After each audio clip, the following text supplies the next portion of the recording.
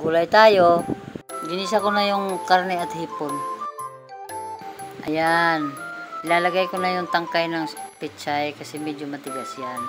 Tapos halo-haluin. Maya-maya ng konti. Ilalagay ko na rin yung dahon ng sibuyas pala. Ay, hindi pala sibuyas. Dahon pala ng ng pechay. Sarap nito, mga kaibigan. Lagyan natin ng kaunting tubig at para naman hindi siya tuyo, halo-haluin natin.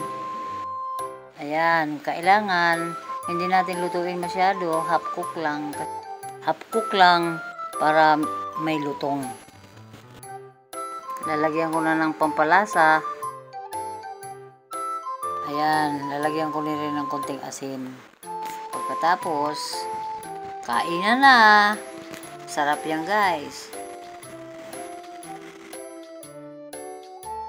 Ayan, guys, nilagay ko na sa lagayan ng ulam. At pagkatapos, kakain na. Kain tayo, guys. Ang unang subo para sa inyo.